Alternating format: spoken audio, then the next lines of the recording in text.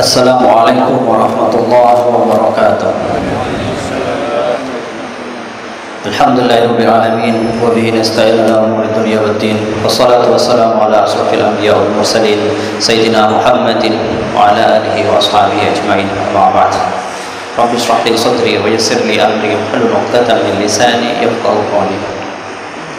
Ma'asyiral muslimin jamaah salat tarawih rahimakumullah. Dalam bulan Ramadan ada beberapa ibadah yang pahalanya luar biasa, pahalanya di atas ibadah-ibadah yang lain. Kita kenal misalkan yang selalu dibahas adalah Lailatul Qadar tentu saja, kemudian salat tarawih, kemudian sedekah.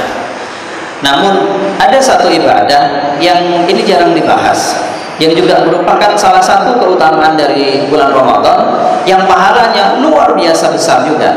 Kenapa jarang dibahas? Karena barangkali sulit untuk dilakukan. Ibadah itu apa? Yaitu umroh di bulan Ramadan. Jadi di masa lalu pernah ada seorang ibu tidak ikut haji. Suaminya ikut haji, anaknya ikut haji bersama rombongan kaum muslimin. Ibu itu tidak ikut.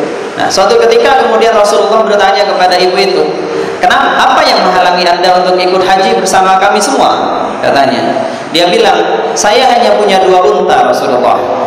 Unta yang pertama ditunggangi oleh suami saya dan anak saya. Unta kedua dipakai untuk menyiram kebun, mengangkut air menyiram kebun kami."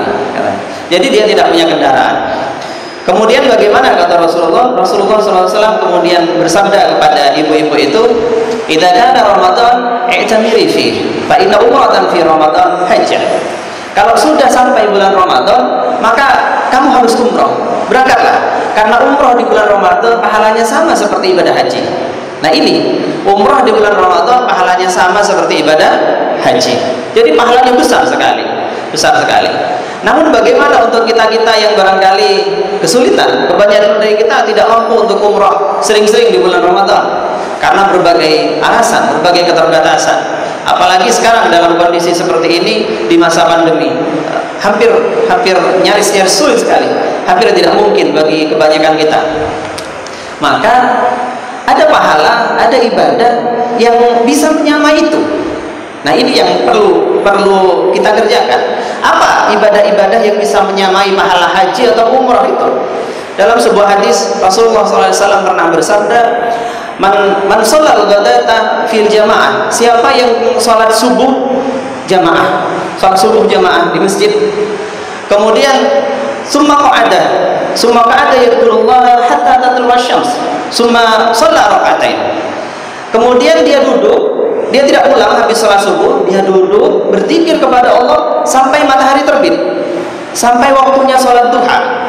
Maka kanat lahu ka'ajri hajjatin wa umratin tamatin.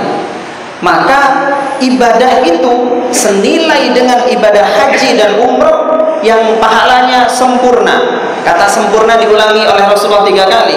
Sempurna. Maksudnya apa? Sama persis dengan pahala orang ibadah haji dan umrah. Jadi ini adalah kegiatan sederhana yang bisa kita lakukan. Apalagi di bulan Ramadan. Di bulan lain juga bisa. Tentu di bulan Ramadan pahalanya makin luar biasa. Jadi subuh di masjid, kemudian jangan pulang, ibadah, berzikir kepada Allah. Apa yang dibaca terserah, apa saja yang dibaca. Boleh berzikir bebas, boleh membaca Al-Quran, boleh apa saja. Tapi yang jelas tidak boleh sholat, karena ini waktu yang diharamkan sholat, untuk sholat sunnah. Kemudian setelah matahari terbit, kira-kira 2 meteran begitu, 1 rumah, kira-kira 2 meteran, maka sholat duha. Jadi kira-kira sampai di jam kita, kira-kira sampai setengah 6. Sholat 2 rakaat, maka ibadahnya setara dengan haji dan umroh yang sempurna. Diulangi, sempurna. Karena bagi kita kadang di pikiran kita muncul, masa ibadahnya sama? Rasulullah sampai mengulangi, tamatin, sama persis ibadahnya, pahalanya. Ini yang pertama. Kemudian yang kedua yang bisa, dalam hadis lain Rasulullah SAW menjelaskan, man ghada ilal masjid, siapa yang pagi-pagi pergi ke masjid, la yuridu illa ay yata'allama khairan aw yu'allimahu, kana ka ajri hajin taman hajuhu. Siapa yang pergi pagi-pagi pergi ke masjid, dia tidak punya niat apapun kecuali untuk belajar kebaikan. Maksudnya apa? Ngaji di masjid, belajar ilmu. Kalau ada kajian di masjid, atau dia mengajarkannya, atau dia ngajar di masjid, maka pahalanya sama seperti haji, yang itu juga sama sempurna pahalanya. Jadi ngaji di masjid itu masya Allah ibadahnya masya Allah, pahalanya seperti haji. Ini yang kedua. Kemudian yang ketiga, ibadah lain yang ini barangkali sudah tercapai saat ini. Rasulullah bersabda, man masya ila salatin maktubatin fil jamaah, siapa yang pergi untuk salat fardu secara berjamaah, fahiya ka'ajri hajatin, maka pahalanya seperti pahala haji. Wa man masya ila salati tatawwu'in, dan siapa yang berjalan ke masjid untuk salat sunnah, maka fahiya ka'ajri umratin nafilah, pahalanya sama seperti umrah sunnah. Jadi umrah ada dua, ada umrah wajib, ada umrah sunnah.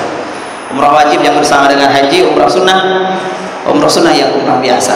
Jadi kalau kita sekarang ke sini ke masjid yang penuh barokah ini untuk niat sholat isya, sholat fardu, pahalanya sama seperti haji. Untuk sholat tarawih, sholat sunnah, pahalanya sama seperti umrah.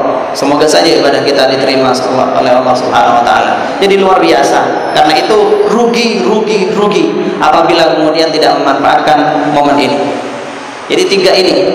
Yang keempat, ada lagi yang keempat, tidak khusus di masjid, bisa dilakukan dimanapun, karena ini tidak berkaitan dengan ibadah seperti sholat. Apa itu? Pernah ada seseorang curhat kepada Nabi. Pernah orang itu bilang, ini ashtahi ilal jihad wal aqdiru alaih. Ya Rasulullah, saya ini ingin jihad, saya ingin ikut berperang, tetapi saya ini tidak mampu, badan saya sudah tidak sanggup. Bagaimana caranya? Nabi bertanya, apakah ada orang tuamu yang tersisa? Salah satunya, apakah ada? Dia jawab, ibu saya, Ummi, ibu saya masih ada, ibu saya masih hidup. Maka Rasulullah kemudian bersabda, maka bertakwalah kamu kepada Allah fi birriha, dengan cara berbakti kepada ibumu itu, kepada orang tuamu yang tersisa, boleh ibu, boleh ayah. Kenapa? Fa idza fa'alta dzalik, kalau kamu sudah melakukan hal itu, fa anta hajun wa mu'tamirun wa mujahidun, maka kamu ini sama seperti orang yang haji, orang yang umrah, dan orang yang jihad fisabilillah. Itu berbakti kepada orang tua di masa sepuhnya. Karena yang bertanya ini bukan orang muda. Kalau orang yang bertanya anak yang masih kecil, orang tuanya masih sehat. Ini yang bertanya adalah orang yang sudah dewasa, ingin perang tetapi tidak mampu. Lihat orang tuanya tentu sudah sepuh. Di masa sepuh orang tua kita, entah ayah atau ibu kita jadikan itu sebagai ladang untuk ibadah haji, umrah, bahkan jihad fisabilillah. Karena itu pahalanya luar biasa, sangat luar biasa. Apabila dilakukan di bulan Ramadan, tentu kita akan mendapatkan pahala yang berlipat ganda. Dengan demikian, maka ini kesempatan yang terbaik bagi kita. Semoga kita dimudahkan untuk beribadah, untuk maksimal beribadah dan maksimal mendapatkan fadilah dari bulan Ramadan. Amin amin ya rabbal alamin. Sekian untuk kali ini. Wassalamualaikum warahmatullahi wabarakatuh.